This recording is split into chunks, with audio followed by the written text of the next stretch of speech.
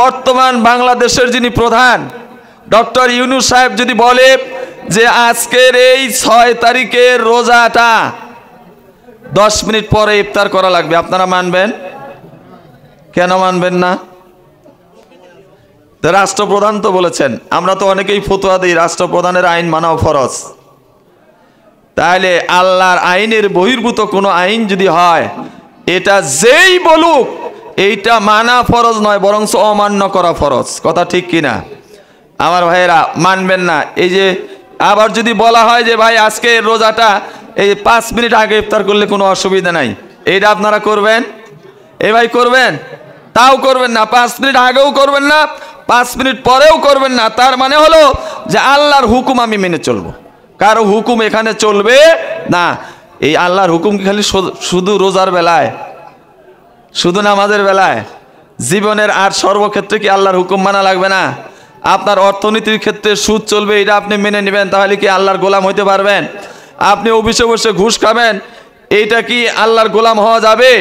সমাজে অন্যায় চলবে, আপনি চোখ বন্ধ করে শুধু তাসবিহ টিপবেন, তাহলে কি আল্লাহর খাঁটি গোলাম হওয়া যাবে? যাবে না। আমার ভাইয়েরা, আল্লাহর হুকুম মানার এই প্রশিক্ষণ, রোজার অন্যতম উদ্দেশ্য হলো আল্লাহর হুদুদকে মেনে চলা, সীমা রেখাকে মেনে চলা। এখানে যত লোভ লালসায় থাকুক, আমি মানে সামনে প্লাউ আছে, এটা খাইলে আমার পেট ভরবে, মনটাও চায় খাই, কিন্তু খাবো না। কেন খাবো না? আল্লাহর নির্দেশ নাই।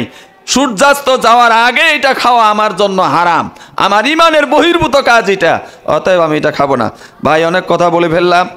আমি আপনাদের সামনে রুবেল রানার সম্পর্কে একটা মেসেজ দিয়েছি, এই সামাজিক সংগঠন সম্পর্কে।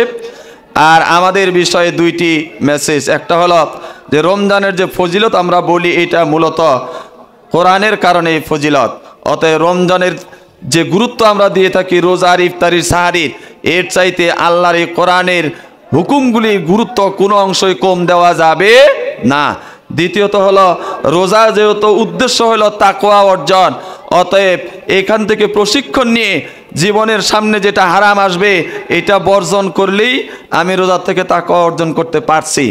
আর আল্লাহর আদেশ পালন করার জন্য যদি জীবন চলে যায়, তবুও সেইটার সামনে, সেইটার দিকে অগ্রসর হওয়ার জন্য সামনের দিকে আগাইয়া যাওয়াই হইল যে আল্লাহর এই তাকওয়া আমার অর্জিত হয়েছে, আমি ইমানের দাবি পালন করতে চাই।